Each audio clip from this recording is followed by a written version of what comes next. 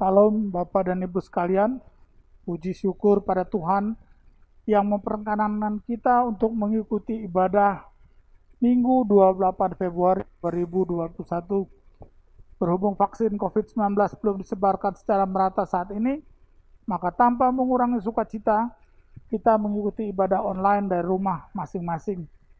Mari mengikuti ibadah dengan hati yang teduh dan tertuju kepada Tuhan.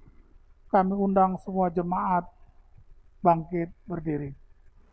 Pertolongan kita dalam ibadah Minggu Prapaskah kedua ini ialah datangnya dari Tuhan yang menjadikan langit dan bumi. Allah yang Maha Kasih, yang kasih setianya kekal sampai selama-lamanya. Kasih karunia dan damai sejahtera dari Allah Bapa kita dan dari Tuhan Yesus Kristus menyertai saudara. Juga menyertai saudara.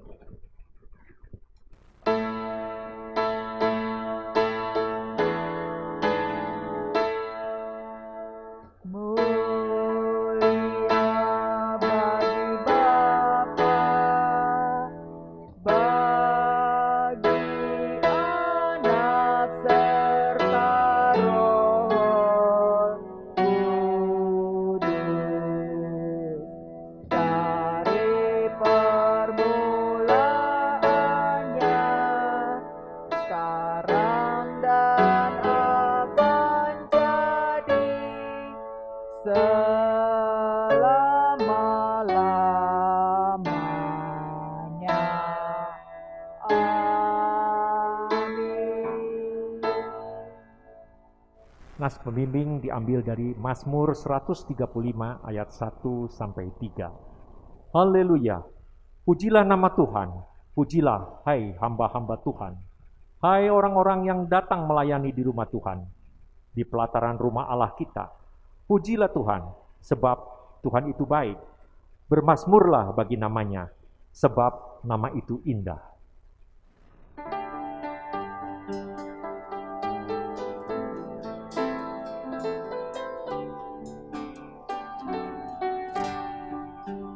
Nama Yesus sangat indah bagi kami anaknya.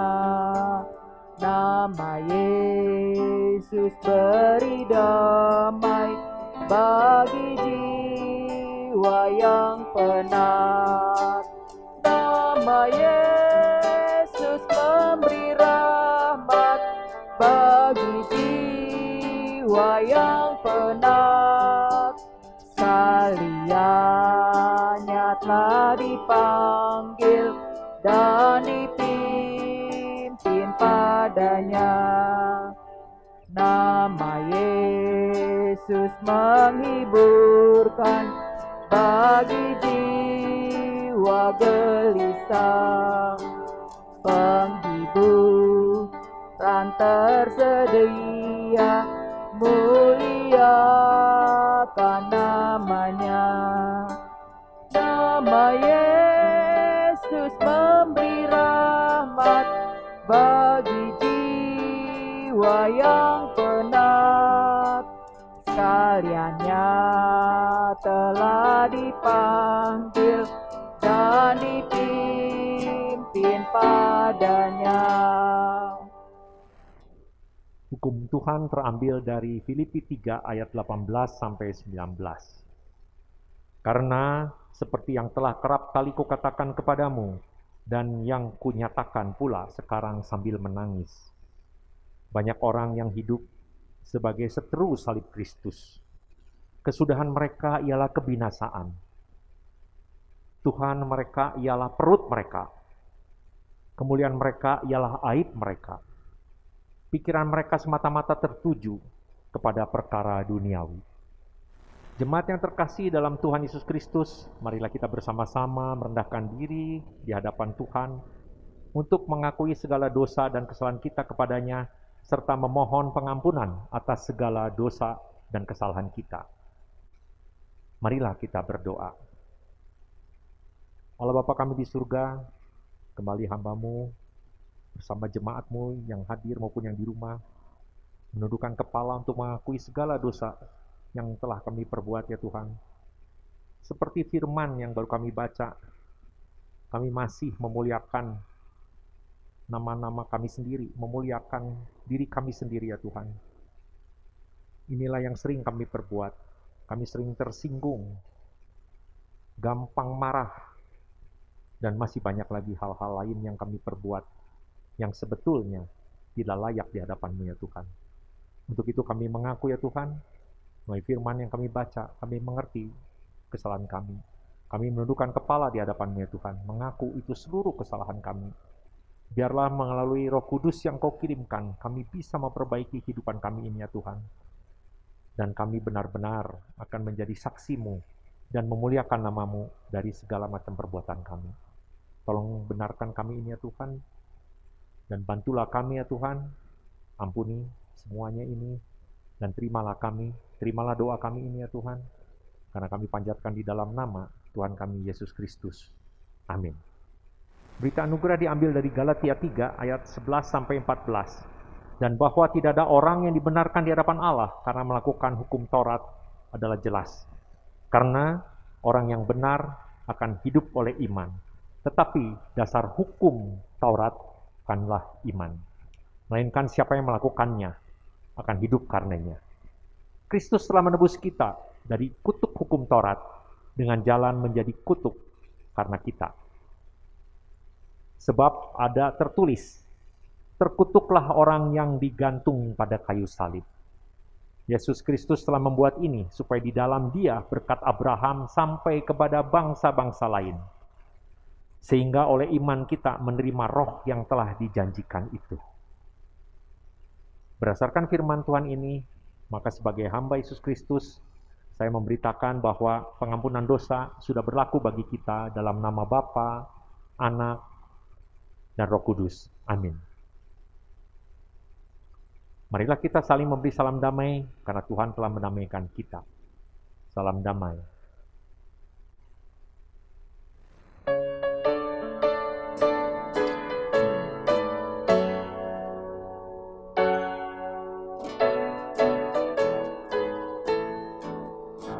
Aku mau pergi ke negeri yang kekal, melintas salib kudus. Tiada jalan lain yang kan ku tempuh, jalan ini yang ku turun. Salib hantar aku terus, salib hantar aku terus, masuk surga terang rumah yang senang. Salib hantar aku terus, jalan dunia yang membuat sesat, tiada akan ku turut. Jalan salibnya menyelamatkan, memimpinku ke surga terang. Salib hantar aku terus, salib hantar aku terus, masuk surga terang rumah yang senang. Salib hantar aku terus. Jemaat dipersilakan duduk kembali. Saudara sekalian, kita akan masuk ke dalam pemberitaan firman Tuhan. Mari kita bersatu di dalam doa. Bapa di dalam surga, terima kasih Tuhan untuk pagi hari yang indah ini, yang telah Engkau izinkan kepada kami, supaya kami boleh kembali beribadah kepada Engkau ya Tuhan. Tuhan Yesus, pada hari ini kami datang kepada Engkau ya Tuhan, untuk kembali merenungkan firman-Mu. Biarlah kebenaran hidup kami, kebenaran firman-Mu Tuhan, boleh menjadi pedoman bagi hidup kami. Supaya hidup kami Tuhan, day by day Tuhan, selalu disegarkan kembali, selalu dikuatkan kembali Tuhan. Sehingga hidup yang kami jalani pada saat ini Tuhan, sungguh-sungguh berpengharapan di dalam Engkau. Terima kasih Bapa di surga, pimpin kami Tuhan, dalam memahami kebenaran firman-Mu. Di dalam nama Tuhan Yesus kami telah berdoa. Amin. Ya, shalom saudara sekalian. Pembacaan kita pada hari ini dengan tema Jalan Salib diambil dari Markus pasal 8, ayat 31 sampai dengan 38.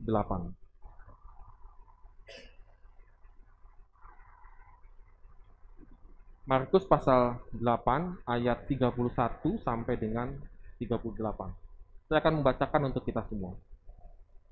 Kemudian mulailah Yesus mengajarkan kepada mereka bahwa anak manusia harus menanggung banyak penderitaan dan ditolak oleh tua-tua, imam-imam kepala dan ahli-ahli Taurat.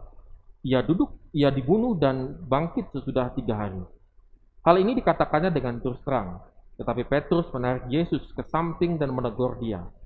Maka berpalinglah Yesus dan sambil memandang murid-muridnya, ia memarahi Petrus, katanya, "Enyalah iblis, sebab engkau bukan memikirkan apa yang dipikirkan Allah, melainkan apa yang dipikirkan manusia."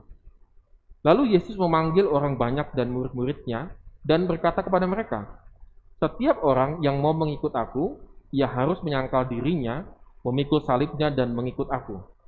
Karena siapa yang mau menyelamatkan nyawanya, ia akan kehilangan nyawanya. Tetapi barang siapa kehilangan nyawanya karena aku dan karena Injil, ia akan menyelamatkannya. Apa gunanya seorang memperoleh seluruh dunia, tetapi ia kehilangan nyawanya? Karena apakah yang dapat diberikannya sebagai ganti nyawanya? Sebab barang siapa malu karena aku dan karena perkataanku di tengah-tengah angkatan yang tidak setia dan berdosa ini, anak manusia pun akan malu karena orang itu apabila ia datang kelak dalam kemuliaan Bapanya diiringi malaikat-malaikat kudus." Saudara sekalian, demikianlah firman Tuhan. Yang berbahagialah setiap orang yang mendengarkan firman Allah dan yang memeliharanya dengan setia dalam kehidupannya. Hosiana.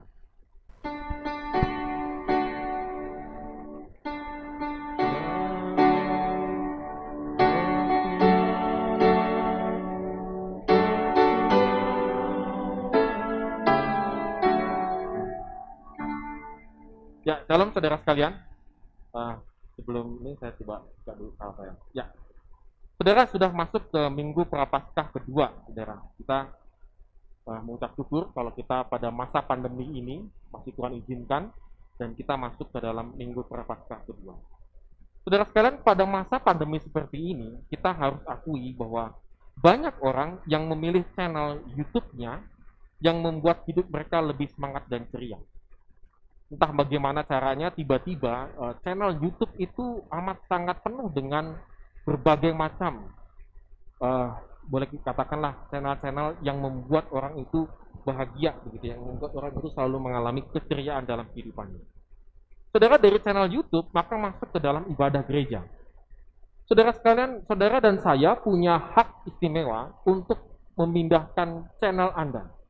Ketika Anda mengikuti channel ibadah Anda di gereja Anda masing-masing, begitu, maka Anda kalau sedikit bosan ganti channel. Siapa yang tahu? Karena Anda dari rumah. Begitu melihat ibadahnya mungkin mulanya terlambat, mungkin agak berebet, mungkin stuck di tengah jalan, mungkin suaranya tidak jelas, gambarnya terlampau gelap, maka saudara langsung cepat-cepat ambil mouse Anda, lalu Anda pindah channel ke channel gereja yang lebih baik. Nah, saudara sekalian, ini adalah sebuah kebebasan yang luar biasa.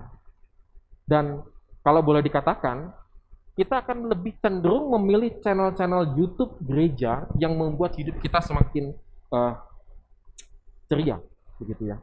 Saudara, kalau ini saya mohon maaf saudara, ini karena saya belum biasa pakai begini agak lepas-lepas begitu ya.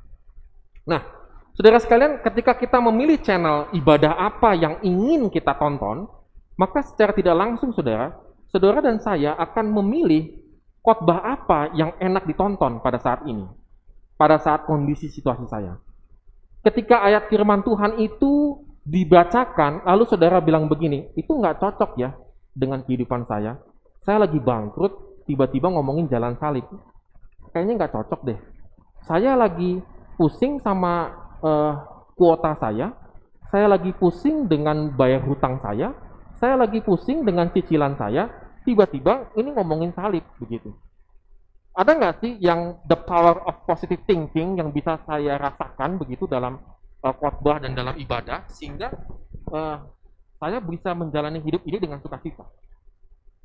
Saudara, kita harus mengakui bahwa hal-hal ini yang menjadi prioritas kita, bahwa kita memang lebih senang mendengarkan hal-hal yang sangat positif, yang sangat bersemangat, sehingga bisa mempengaruhi, mengimpakkan, berdampak dalam kehidupan kita.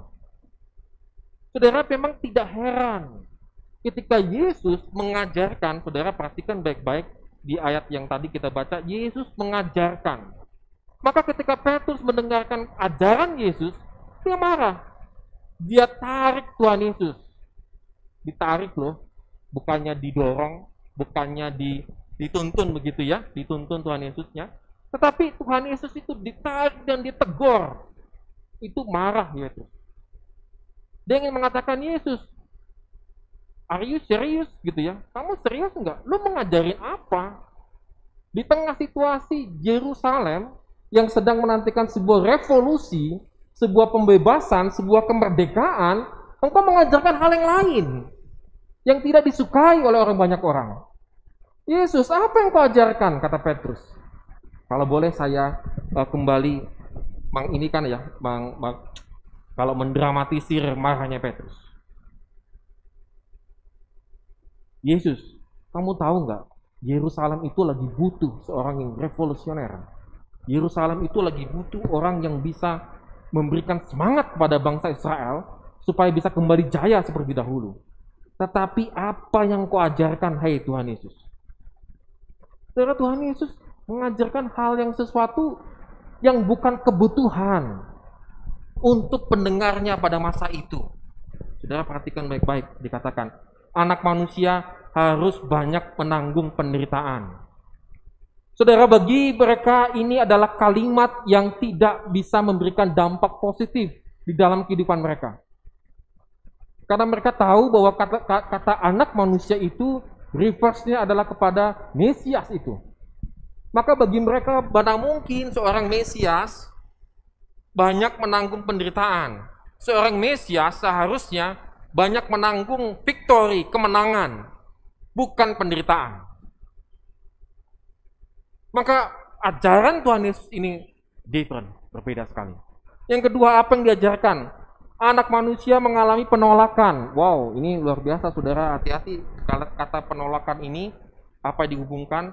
Tua-tua. Tua-tua itu adalah golongan pemimpin keluarga. Jadi ada banyak sekali golongan-golongan. Kalau dulu kan 12 suku Israel begitu ya. Dan mereka itu masih menganut 12 suku Israel. Dan satu keluarga suku Israel itu ada tua-tuanya. Nah ini maksudnya tua-tua itu di situ. Yang kedua, imam kepala. Ya, imam kepala jelas. Itu adalah imam-imam di bait Allah. Lalu kemudian ahli-ahli Taurat. Ahli-ahli Taurat itu adalah golongan mereka yang ahli menafsirkan Taurat dan bagaimana cara menjalankan Taurat. Saudara, tiga golongan ini sangat dihormati dan memberikan dampak luar biasa secara politis dalam kehidupan Yahudi pada waktu itu. Kalau seorang Mesias ditolak oleh tiga kelompok politis ini, maka jangan pernah berharap engkau akan menjadi Mesias yang akan diikuti oleh bangsa Israel. Saudara bisa bayang, saudara. Ini ajaran Tuhan Yesus. Maka Petrus bingung. Loh, nanti yang mendukung kamu itu siapa? Kalau engkau ditolak oleh tiga golongan ini yang mempengaruhi bangsa Israel, ketika engkau akan memimpin sebuah revolusi, siapa yang mengikuti engkau?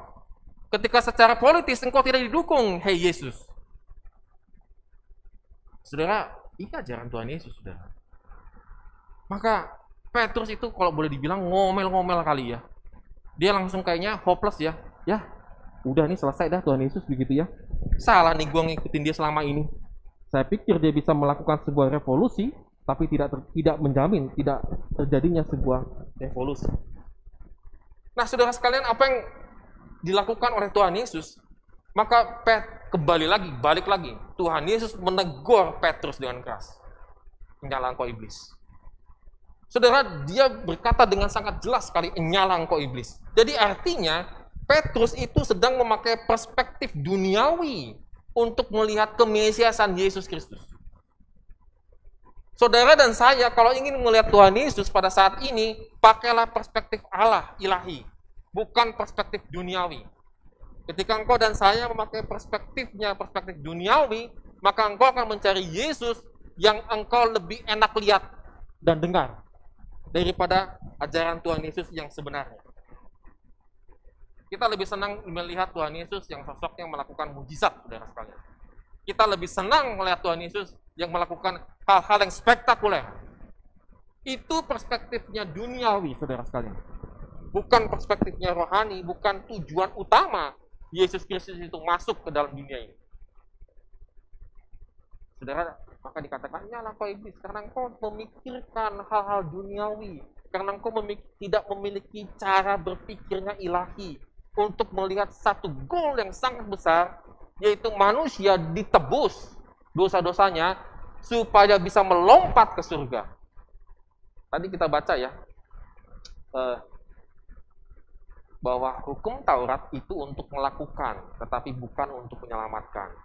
Perhatikan baik-baik. Hukum Taurat itu untuk melakukan, to guide our life, tetapi bukan untuk menyelamatkan. Yang menyelamatkan itu adalah iman kita kepada Kristus. Iman kita kepada Kristus, baru kita bisa melakukan Taurat dengan baik. Bukan melakukan Taurat dengan baik supaya mendapatkan keselamatan. Jadi sebaik apapun Anda dan saya melakukan kebaikan, tanpa Kristus tidak mendapatkan keselamatan. Nah, saudara sekalian, ini yang benar-benar luar biasa sama Tuhan Yesus. Hati-hati kau Petrus. Kau melihat aku dengan cara pikir duniawi. Bukankah kita sama, saudara sekalian? Pada saat ini saya ingin melihat Tuhan Yesus dengan cara duniawi saya. Bagaimana caranya berdoa kepada Tuhan Yesus, hutang-hutang saya lunas. Bagaimana caranya saya berdoa kepada Tuhan Yesus, penyakit saya sembuh.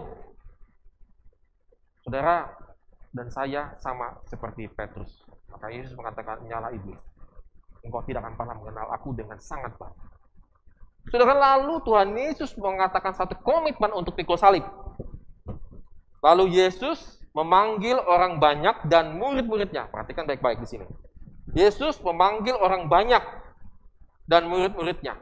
Jadi Tuhan Yesus menyatakan komitmen ini kepada orang banyak dan para murid. Artinya dengan kata lain, siapapun engkau, baik itu muridku atau bukan muridku, maka dikatakan setiap orang yang mau mengikut aku, ia harus menyangkal dirinya, memikul salibnya, dan mengikut aku. Saudara, ini adalah satu komitmen ajakan yang tidak populer, saudara, menurut saya pada hari ini. Dikatakan setiap orang yang mau mengikut aku, kalau saudara menonton channel ini, saudara menyaksikan ibadah pada saat ini, apakah Anda jemaat gereja Kristus atau bukan gereja Kristus, saudara ingin berkomitmen ikut Tuhan Yesus, maka dikatakan harus menyangkal dirinya.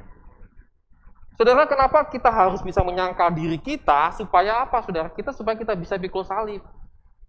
Kalau hidup kita ini masih ada banyak sekali egonya, maka kita tidak bisa pikul salib, saudara. Itu dulu yang disangkal. Itu dulu yang ditaruh, baru kita pikul salib. Banyak orang Kristen, banyak orang percaya, dia memikul salib plus memikul egonya. Sehingga beban hidupnya semakin hari semakin berat, bukan semakin ringan. Lalu dia berkata, ngapain saya ikut Yesus? Saya ikut Yesus, beban hidup saya semakin banyak. Iya, engkau salah. Karena egomu, dosamu masih engkau pikul. Tidak engkau letakkan untuk diganti dengan salib. Saudara, jangan sampai kita misleading di sini, saudara. Kenapa ya ikut Tuhan Yesus kok masih juga kena COVID?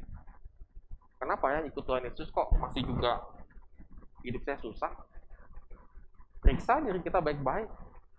Jangan-jangan kita masih suka hidup di bawah dosa. Sehingga tidak mengherankan hidup kita semakin beban itu semakin berat. Ketika kita berhasil menurunkan salib itu, saudara, menurunkan ego kita, memikul salib, lalu Yesus mengatakan, ikut aku. Kata ikut aku itu artinya berjalan bersama Kristus sambil pikul salib, saudara sekalian. Sambil pikul salib.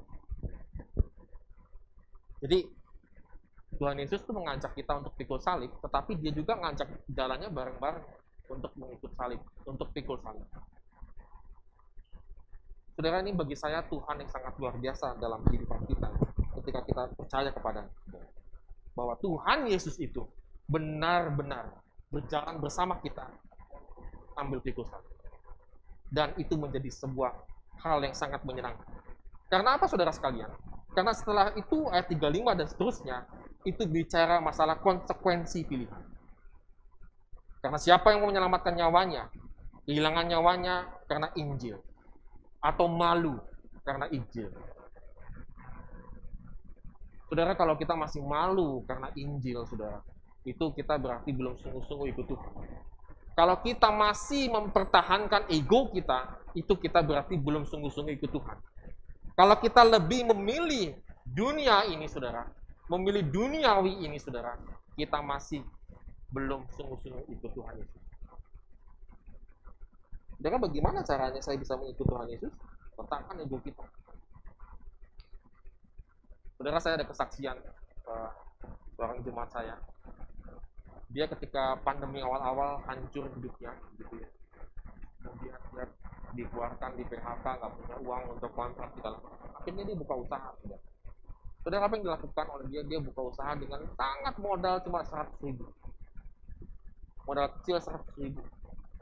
Dia buka makanan kecil lah, begitu ya. 100.000 apa sih modal 100.000? Gitu ya. Dia buka gitu ya. Tapi saudara, apa yang terjadi? Yang datang ke orang apa? Pak, saya minta makan, Pak. Belum makan. Ini modal 100.000. Modal 100.000. Dicoceng lagi, mah diambil apa? Di ini lagi, gimana caranya?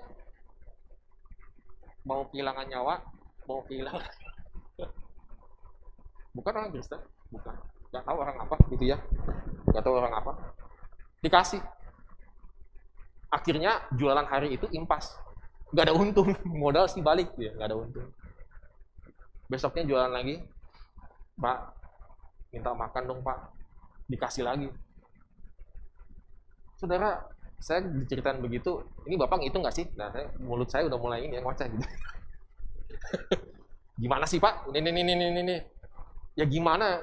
Dia tergerak oleh belas kasih. Saudara, apa yang terjadi? Ketika dia tergerak oleh belas kasihan tanpa motivasi apapun, Tuhan pun tergerak oleh belas kasihan memberkati hidupnya. Sampai detik ini usahanya masih berjalan dengan sangat baik, bahkan bisa franchise. Modal 100.000. Udah gitu masih diambilin lagi sama.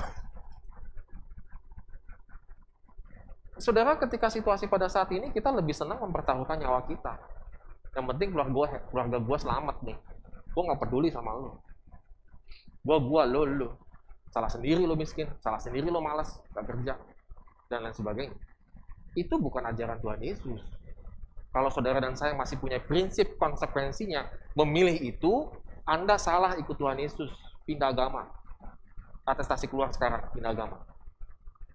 Jalan salibnya itu bukan begitu. Kalau masih jalan salib kita begitu, saudara sekalian, engkau salah memilih Tuhan Yesus. Jangan-jangan Yesus yang lain. Yesus yang ada di agama yang lain, saya nggak ngerti siapa.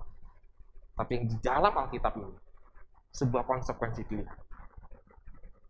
Ketika kita malu mengakui Tuhan Yesus, maka jelas ketika Tuhan Yesus datang sebagai hakim, dia pun malu mengakui kita.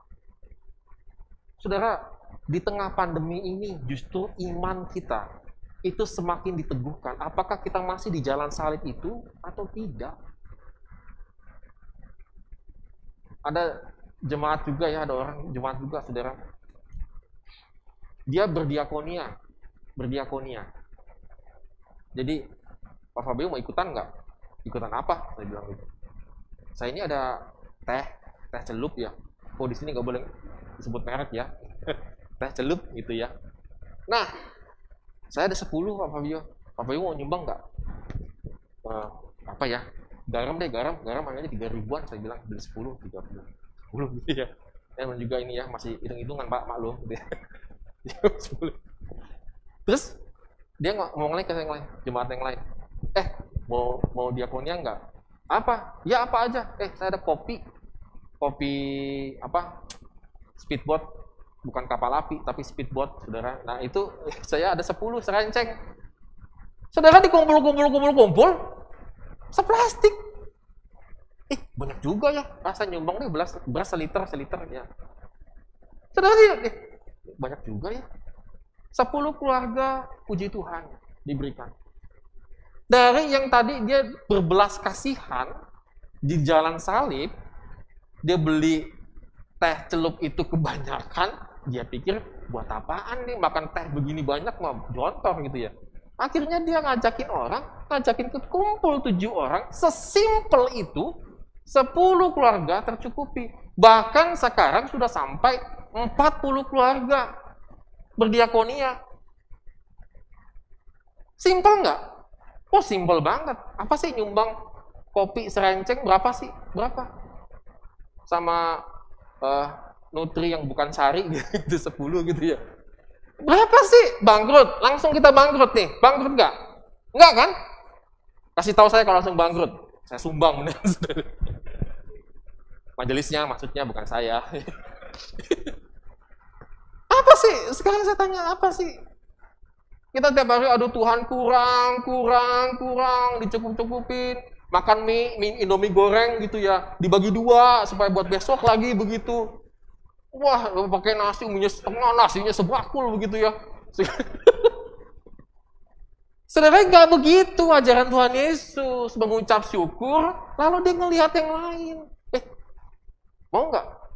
Ada 20 orang, Pak, itu gede, Pak, itu, waduh, saya bilang, buat banget ini, saya bilang begini, ya cuma, nyumbang gitu berapa sih? Sampai 40 keluarga. Kita bahkan berkomitmen sampai nanti 50, sampai orang yang, siapapun lah yang kita bantu lah. Saudara, itu jalan salib, saudara. Nggak sibuk dengan kita, sibuk dengan kita. Sibuk, kalau kita ini kebanyakan sibuk dengan hidup kita aja ya, menyelamatkan nyawa kita sendiri. Itu saudara, ikut Tuhan Yesus di jalan salib. Itu indah banget, saudara. Kita berbagi gitu ya. Ada yang jemaat saya yang saya kasih, Ibu, mohon maaf, ini diakonia dari kami, sekedarnya, begitu ya. Aduh, Pak Fabio ngepas telur tinggal 1, sambil nangis. Saya kagetnya minta ampun. Aduh, sampai segininya ya. Besok kasih lagi. Besok dikasih. Ada lagi yang kita kasih di petakan-petakan begitu ya, kontrak petakan. Kita kasih yang ngepas. Hari ini pas, Pak, beras saya habis. Kita ngepas berdonasinya beras begitu. Gak ada yang tahu, saudara. Kita jadi berkat luar biasa, padahal cuma modal berapa sih? Sekarang saya tanya. Sekarang kan dikit-dikit, jangan uang, pelitnya minta ampun. Tiba-tiba jadi kekikir deh. Sifat pelit itu sekarang lagi muncul di zaman now. Tapi ketika kita memilih jalan salib, pikul salib, berjalan bersama Tuhan, dia tunjukin, nih di sini. Wah, itu indah yang tahu.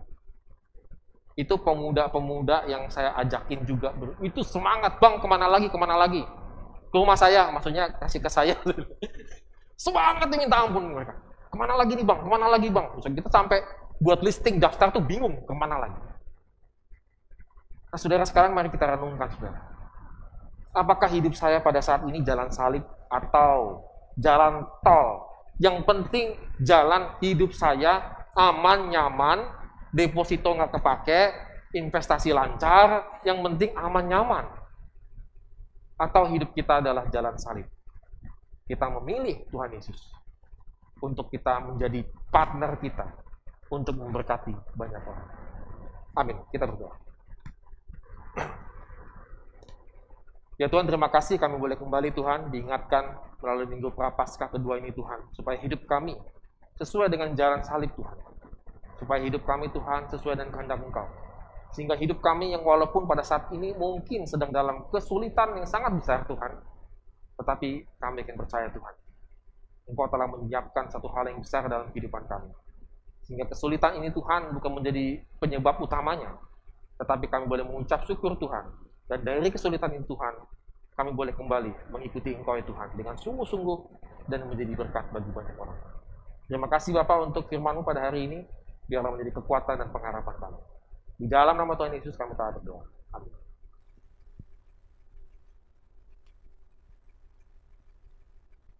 Kami mohon jemaat untuk bangkit berdiri. Umat kekasih Kristus bersama dengan gereja dari segala abad dan tempat, marilah kita mengikarkan pengakuan iman kita sesuai dengan pengakuan iman rasuli.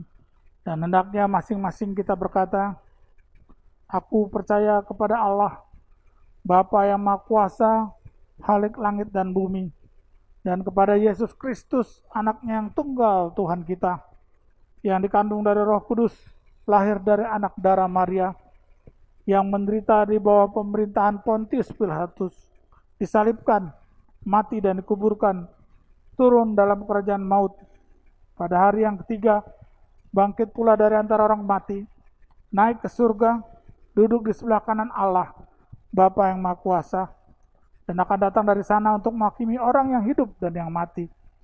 Aku percaya kepada Roh Kudus, gereja yang kudus dan am, persekutuan orang kudus, pengampunan dosa, kebangkitan orang mati, dan hidup yang kekal. Amin. Silahkan duduk kembali.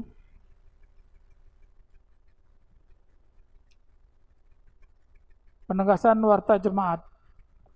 Penegasan Warta Jemaat untuk Minggu tanggal 28 Februari 2021 dapat dilihat pada layar sebagai berikut.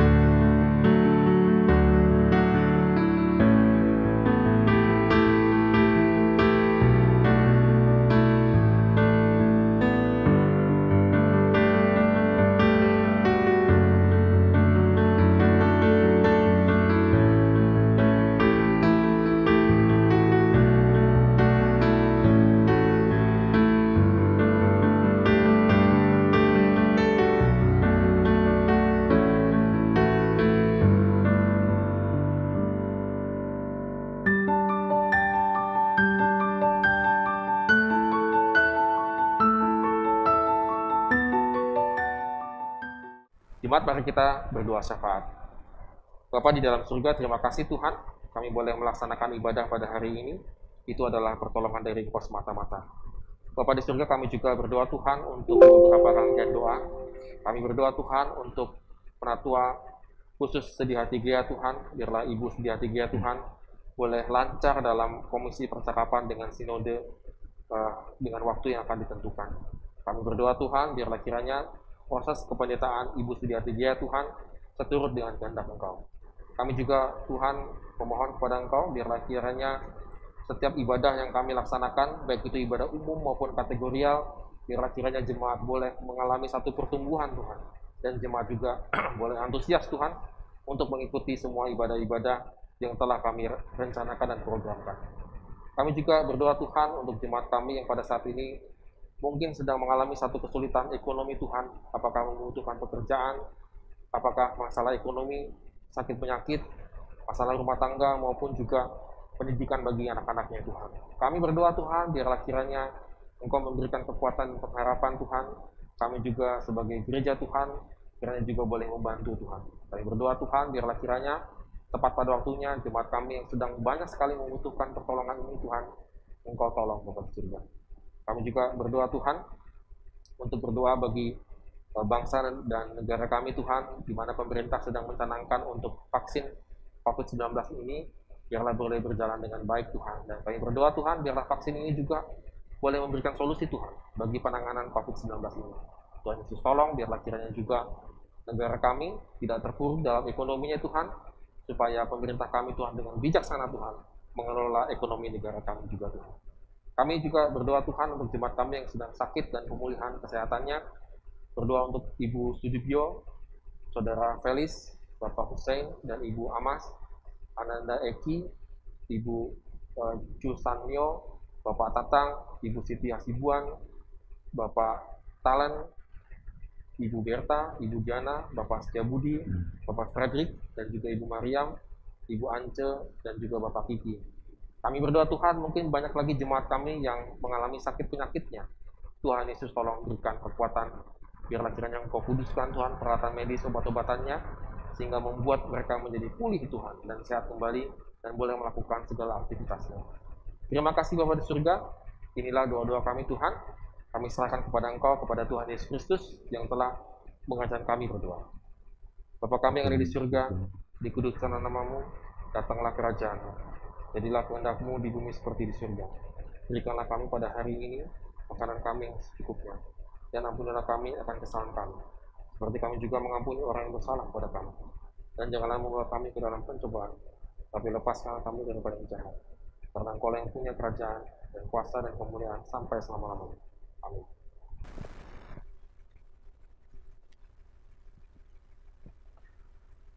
Jemaat Tuhan yang terkasih, kini saatnya kita memberikan persembahan kepada Allah. Persembahan ini bisa dilakukan dengan dua cara. Secara virtual dengan mengirimkan ke rekening BP Gereja Kristus Kartini seperti tertera di layar. Dan persembahan juga bisa disampaikan dengan cara mengumpulkan dan memasukkan ke kotak persembahan yang tersedia di tata usaha gereja atau menyerahkan pada saat ibadah sudah dimulai. Umat kasih Kristus, marilah kita mengembalikan milik Tuhan dengan penuh rasa syukur melalui persembahan kita sambil mengingat firman Tuhan yang terambil dari Filipi 4 ayat 6. Janganlah hendaknya kamu khawatir tentang apapun juga, tapi nyatakanlah dalam segala hal keinginanmu kepada Allah, dalam doa dan permohonan dengan ucapan syukur. Untuk mengiringi persembahan, kita menyanyikan nyanyian persembahan Kidung Jemaat 393 ayat 1 dan 3. Tuhan betapa banyaknya.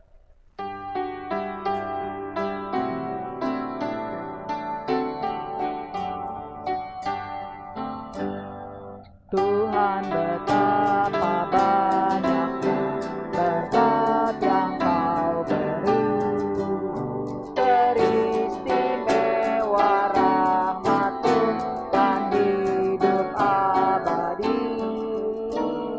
Terima kasih ya Tuhanku atas keselamatanku, padaku telah Kau beri hidup bahagia abadi.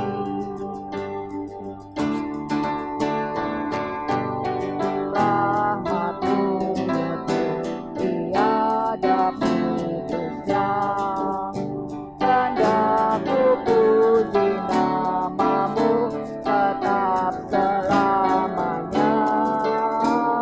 Terima kasih ya Tuhanku atas keselamatanku, padaku telah Kau beri hidup bahagia abadi. Jemaat, marilah kita mendoakan persembahan kita. Ya Allah Bapa yang bertata dalam kerajaan surga, terima kasih Bapa karena boleh kami mengumpulkan persembahan kami kepadamu. Kami tahu ini adalah sedikit dari yang Kau berikan daripada berkat-berkat yang kami terima daripadamu. Terima kasih Tuhan atas kesempatan untuk mengembalikan sedikit daripada yang kami terima. Kiranya Tuhan memberkati tangan-tangan yang mengelola persembahan ini agar menjadi kemuliaan dan memperluas kerajaan-Mu. Terima kasih Bapa. Hanya dalam anak-Mu Tuhan Yesus Kristus kami berdoa mengucap syukur. Amin. Jemaat sekalian, pulanglah dengan sukacita dan damai sejahtera. Dengan penuh sukacita dan damai sejahtera Tuhan. Arahkanlah hatimu senantiasa kepada Tuhan. Kami mengarahkan hati kami senantiasa kepada Tuhan, Gembala kami yang baik. Jadilah saksi Tuhan yang setia. Kita akan menyanyikan pujian pengutusan dari Nafiri 177 ayat 1 sampai dengan 2, Jalan Salib.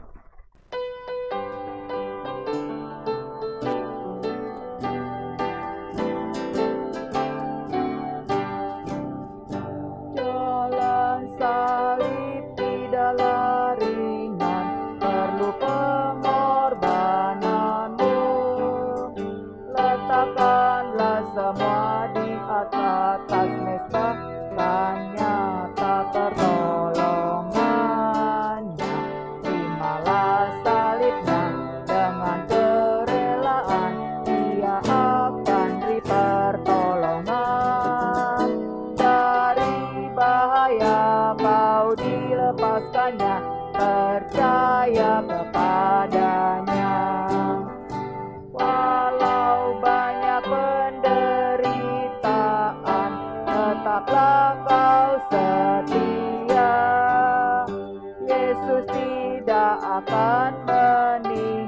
mengandalkanmu, Dia sahabat yang setia.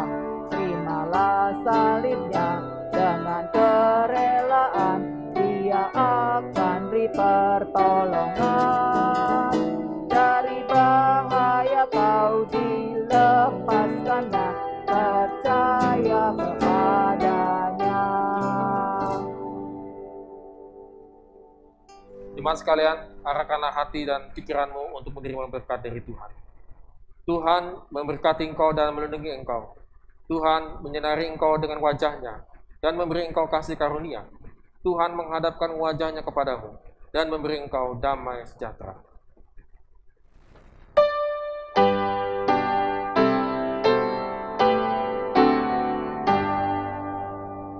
Kepada